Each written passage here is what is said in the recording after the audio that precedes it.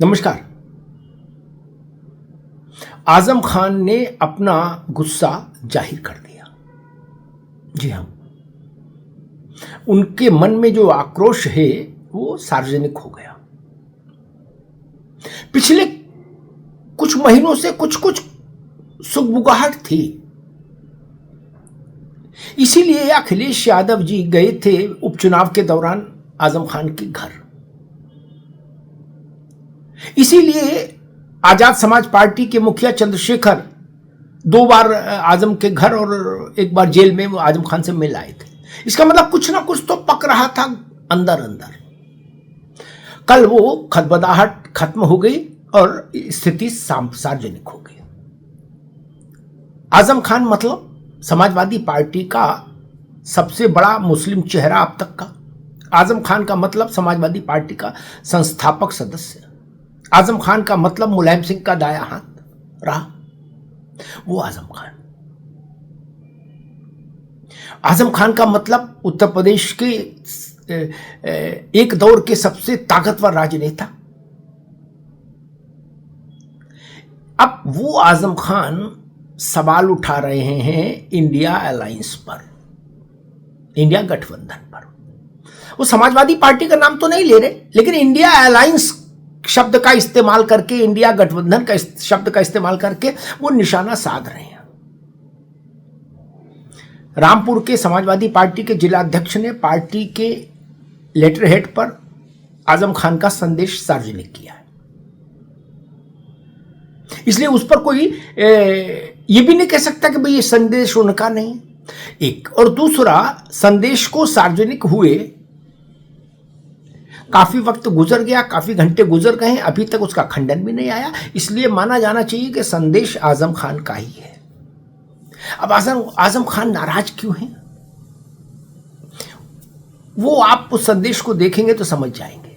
आजम खान कह रहे हैं कि जैसे संभल का मामला पार्लियामेंट में उठाया है जोर शोर से, वैसा रामपुर का क्यों नहीं उठाया गया? क्योंकि वो कह रहे हैं रामपुर मॉडल के सफलता के बाद ही तो संभल में ऐसी स्थितियां बनी। और फिर जो आजम खान की शैली है वो उसी शैली, वो उस शैली के शब्द उस वक्तव्य में दिख रहे हैं संदेश में। उन्होंने कहा खून से नहाया हुआ मुसलमान, ये आजम खान के डायलॉग डिलीवरी का अंदाज है, वो उसमें दिख रहा है। अखिलेश यादव के लिए, समाजवादी पार्टी के लिए आजम खान का ये संदेश मुश्किल का सबब बन सकता है। आजम खान ने कहा है कि इंडिया ब्लॉक मुसलमानों पर अपनी नीति साफ करे। क्यों? क्योंकि उनको, आजम खान को लगता है कि इंडिया गठबंधन मुसलमानों के साथ उनकी देखरेख करने, उनके प्रति गंभीर होने का दिखावा करता है, छलावा करता है। उनकी पीड़ा वहां तक जाती है आजम खान की। वो कहते हैं कि अगर मुसलमान के वोट का कोई मतलब नहीं है आप लोगों के लिए, मतलब इंडिया अलायंस के लिए, तो फिर मुसलमानों को सोचना होगा कि वो अपने वोट के अधिकार को ही सरेंडर कर दें क्या? सोचिए, ये एक तरह का राजनीतिक बम विस्फोट है। और आजम खान अनुभवी राजनेता है, तो कोई कदम यूं नहीं उठाएंगे। उन्होंने अगर ये लिखा है और पूरे इंडिया अलायंस को कटघरे में खड़ा किया है। और मजे की बात है क्या है, वो ये देखिए कि कल जब राहुल गांधी और प्रियंका गांधी दिल्ली स्थित अपने आवास पर संभल के जो मारे गए हैं पत्थरबाज, उनके परिजनों से मिल रहे थे, यानी वो भी संभल पॉलिटिक्स थी, उसी समय आजम खान का ये चिट्ठी बम जारी हो गया, संदेश बम, मैसेज बम, जिसमें वो कह रहे हैं कि संभल की तरह अगर रामपुर का मुद्दा उठाया गया होता तो आज ऐसे हालात नहीं होते मुसलमानों के जैसे हैं।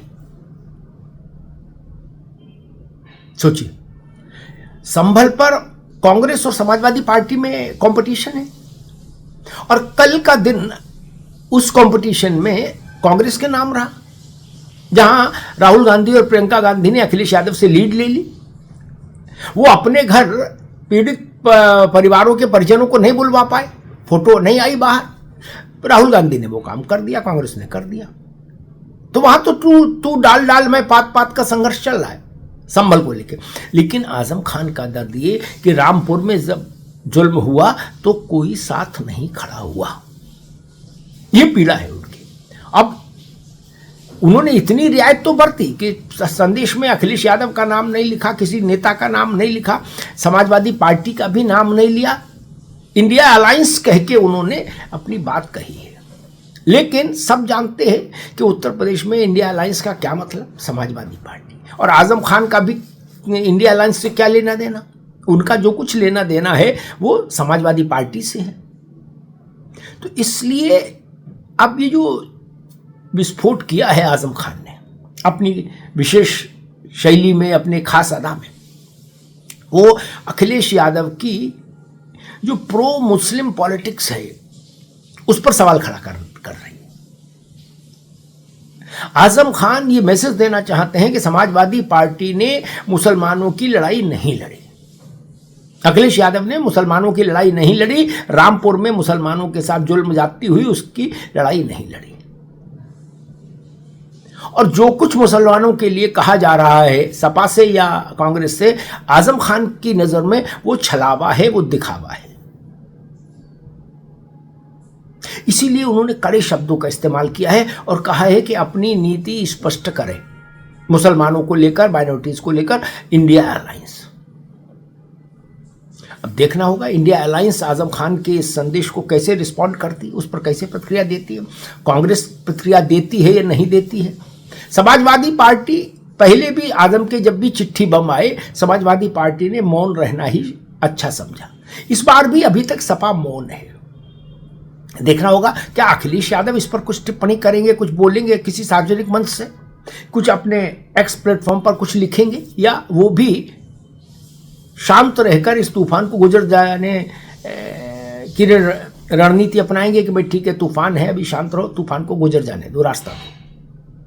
राहुल गांधी और अखिलेश यादव दोनों पर नजर रहेगी अब कि आजम खान के इन सवालों का जवाब दोनों में से कौन देता है पहले, और कोई देता भी है या नहीं देता है, या आजम खान के इस संदेश को जानबूझकर अनसुना कर दिया जाएगा। ये बड़ा मसला है। आजम खान के इस संदेश की खिलाफत तो कांग्रेस या सपा में से नहीं हो सकती, ये भी तय, लेकिन उसकी हिमायत भी शायद ही हो।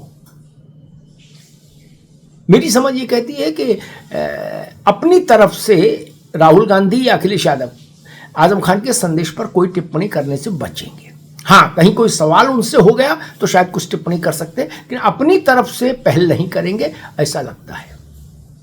लेकिन आजम का गुस्सा चौराहे पर आ गया। क्या आजम ने ये गुस्सा अपना चौराहे पर किसी विशेष रणनीति के तहत रखा है, सार्वजनिक किया है? समझिएगा, क्या आजम कोई नया राजनीतिक फैसला लेना चाहते हैं? क्या आजम कोई नया ठिकाना ढूंढ रहे हैं अपने लिए राजनीतिक तौर पर? ये तमाम सवाल हैं जिन पर नजर रखिए। धन्यवाद।